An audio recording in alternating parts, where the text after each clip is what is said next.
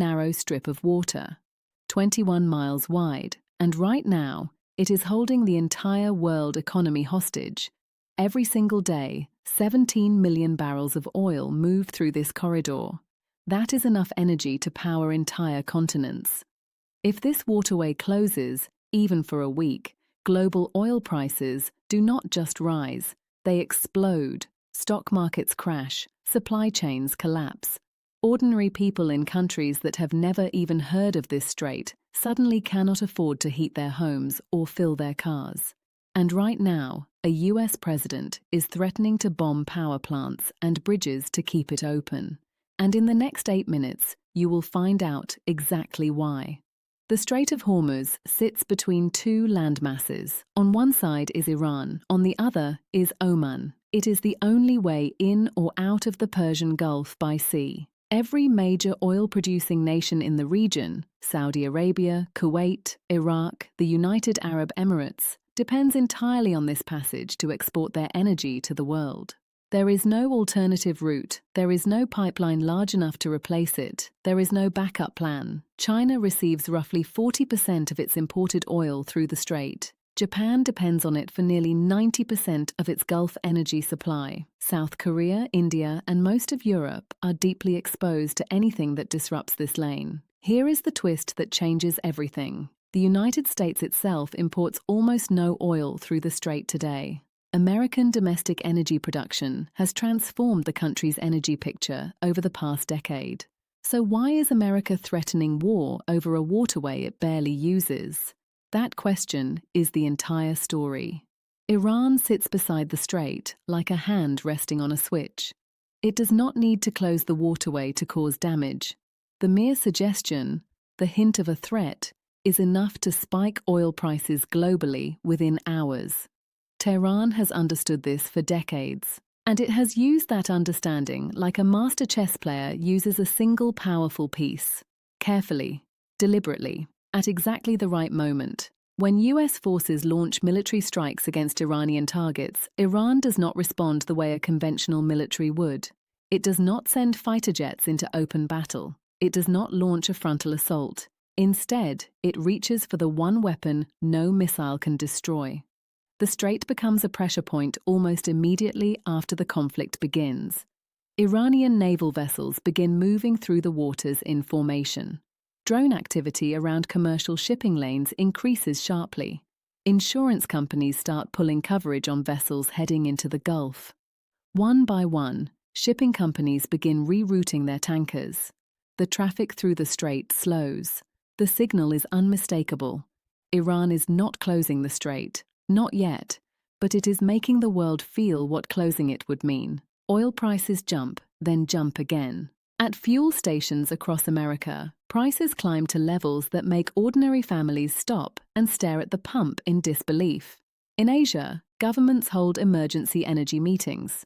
In Europe, finance ministers begin running projections on how long their reserves can hold. But then everything changes. The President of the United States goes on national television and says something that shocks analysts worldwide. He tells the American people that the strait is not really America's problem, that other nations, Europe, Japan, South Korea, rely on it far more, that they should be the ones defending it, that America is energy independent and does not need to carry this burden for the world. Markets interpret this as a signal, a possible retreat.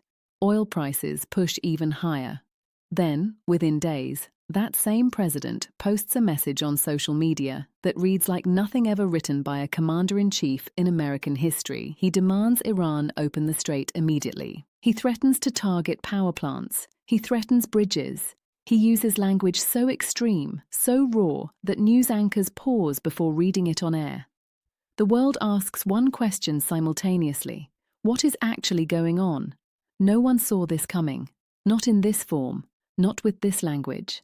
Not on a Sunday morning with the Pope calling for peace just miles away in Rome. What appears chaotic on the surface is, according to former diplomats and intelligence analysts, something more calculated than it looks. Because there is a pattern here, and it does not begin with Iran. This is where the story reaches its most critical point. Behind the explosive social media posts, Behind the threats and the ultimatums, behind the confusion and the contradictory messages, there is a strategic calculation being made at the highest levels of American power. And it comes down to one word: credibility. If Iran successfully shuts down the Strait of Hormuz, even partially, even temporarily, and the United States does nothing to reopen it, the message sent around the world is not just about oil. It is about power. China is watching. Russia is watching. Every nation currently calculating whether American strength is real or performative is watching. And if a country under direct military assault from the United States manages to hold the world's most critical shipping lane hostage, without consequence, the balance of global power shifts in a single moment. That is the real reason behind the threats. Not oil, not gas prices, not even Iran itself. It is about what happens to American influence globally if the strait stays closed and America does nothing. The threats escalate because the stakes beneath the surface are enormous. Power plants, bridges, civilian infrastructure.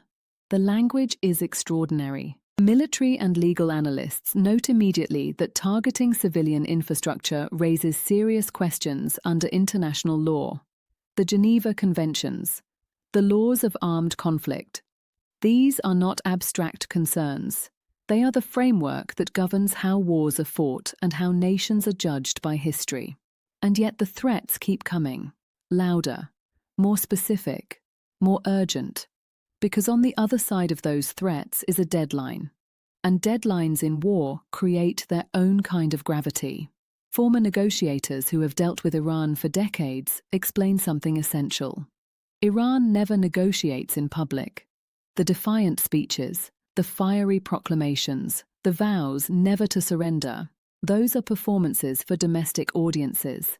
The real conversations happen through back channels, through intermediaries, through Oman, through Qatar, in rooms that have no cameras and no microphones. Which means that even as the public language reaches levels of intensity that alarm the entire world, there is a real possibility that something quieter, something more consequential, is already happening somewhere that no journalist can see. A Fox News correspondent who speaks directly to the president reports something striking. The president believes the next day could bring a major breakthrough toward a deal. The world holds its breath. Then comes the moment that cuts through all the noise.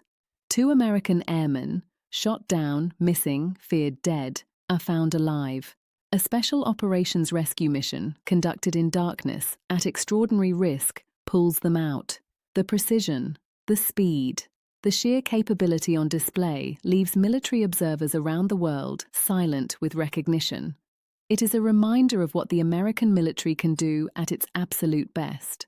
But it also changes the emotional temperature of the conflict instantly. The president, who hours earlier was posting explosive ultimatums, now has a victory that does not require a bomb to be dropped.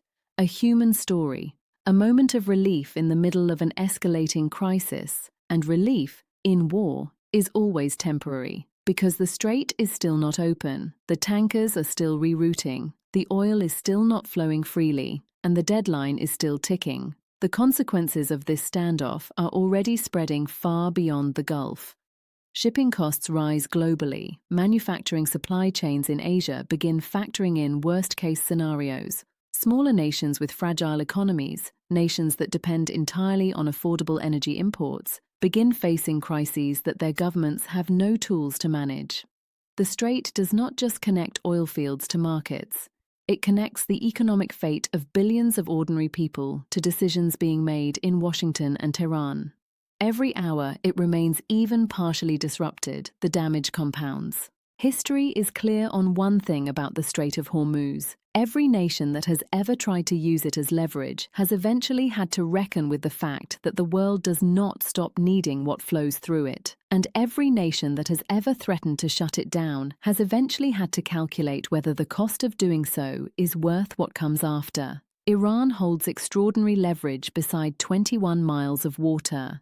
The United States holds extraordinary military capability and global credibility. And right now, those two forces are pointed directly at each other. The outcome of this standoff will not just determine gas prices this month, it will shape who controls the most important waterway on Earth for the next generation. It will signal to every watching nation whether threats still mean something, whether diplomacy still works, whether wars fought in the age of social media follow any of the old rules at all. The lesson of the Strait is always the same. Geography does not care about politics.